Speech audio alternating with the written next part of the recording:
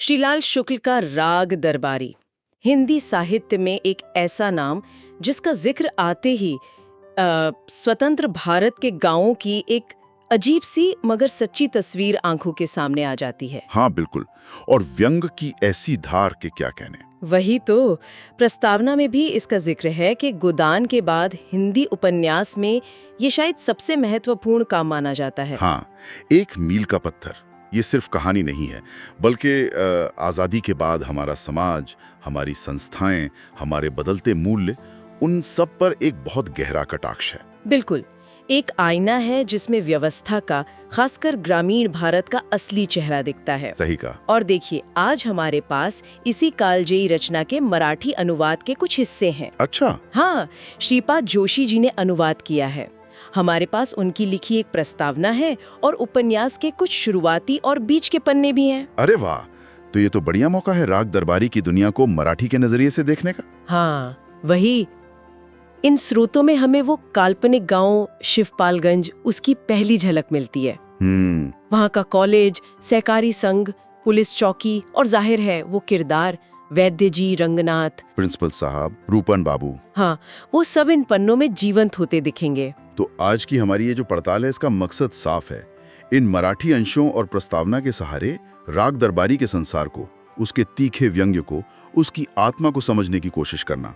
और ये देखना कि श्रीपाद जोशी का मराठी अनुवाद शुक्ल जी की उस बेबाकी को, उस कटाक्ष को कैसे सामने लाता है ना? बिल्कुल। तो चले फिर शिवपालगंज की गलियों में उतरते हैं, जैसा ये मराठी पन्ने हमें ले जाते हैं। जरूर।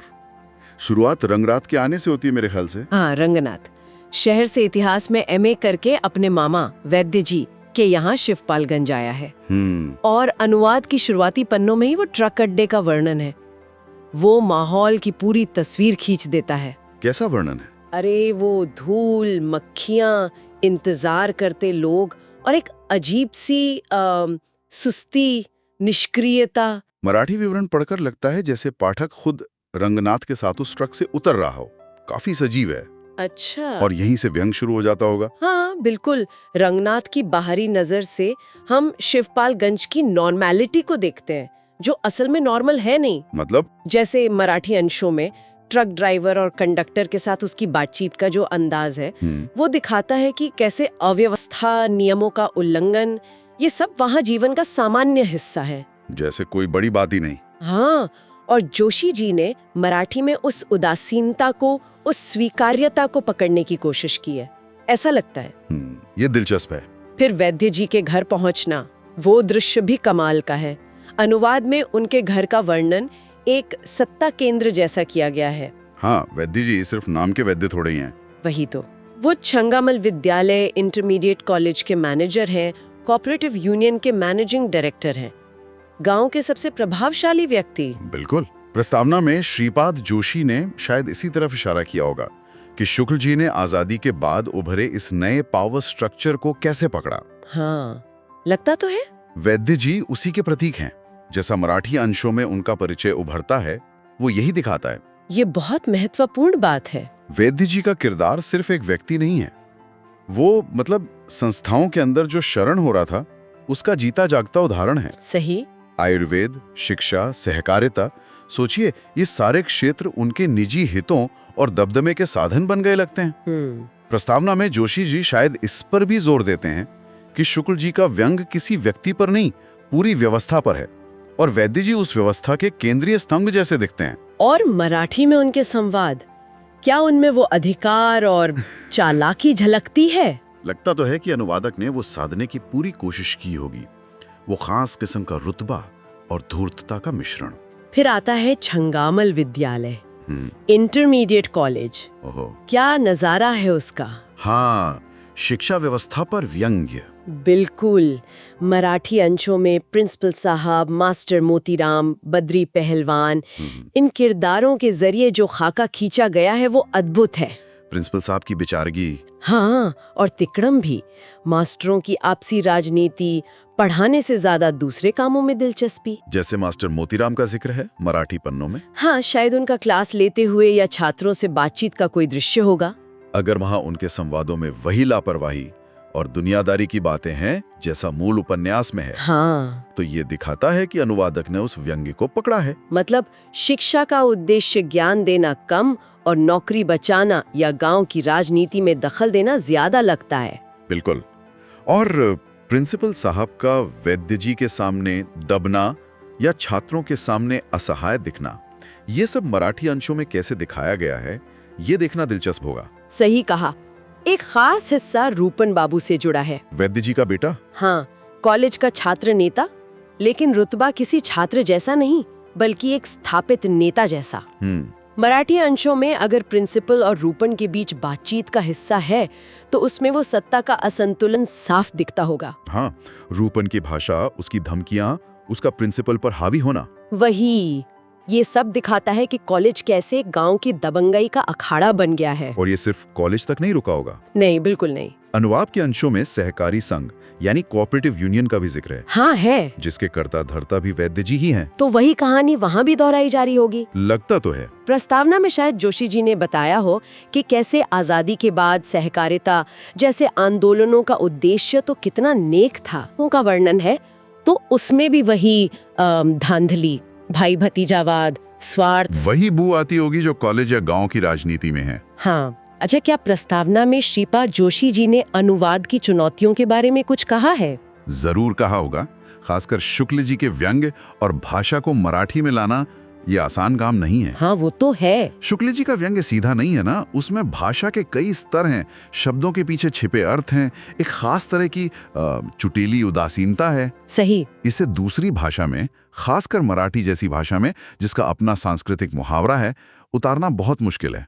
तो जोशी जी ने क्या बताया, कैसे किया उन्होंने शायद बताया होगा कि मूल के तेवर को बनाए रखने के लिए कैसे भाषाई चुनाव किए, क्या तत्सम शब्द ज्यादा इस्तेमाल किए या मराठी के ग्रामीण मुहावरों का सहारा लिया। ये देखना अहम होगा कि मराठी पाठक उस व्यंग्य को कैसे समझता है, कैसे ग्रहण करता है। बिल्कुल, क्योंकि कई बार अनुवाद में मूल की आत्मा खो जाने का डर रहता है। हाँ, वो तो है।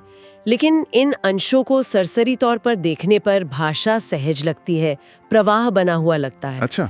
जैसे शिवपालगंज की गलियों, चौपालों, चाय की दुकानों का वर्णन अगर मराठी अंशों में है तो क्या वो उस माहौल की गंदगी, सुस्ती और गब्बाजी को पकड़ पाता है? यही तो अनुवाद की सफलता की कसौटी है। सही। अगर मराठी पाठक भी उन दृश्यों को पढ़कर शिवपालगंज की उस दुनिया को महसूस कर सकें, किरदारों के आपसी संबंधों की जटिलता, उनकी बातचीत के पीछे छिपे कटाक्ष को समझ सकें, तब अनुवाद सफल है। उदाहरण के लिए जोगेसर जैसा पात्र।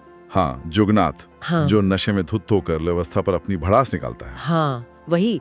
मराठी अंशों में उसकी वो बड़बड़ाहट, उसकी गालियां क्या उतनी ही असरदार लगती हैं? क्या वो पाठक को सोचने पर मजबूर करती हैं कि सच बोलने के लिए नशे का सहारा क्यों लेना पड़ता है? हाँ। ये सवाल है। एक और पहलू है रंगनाथ का।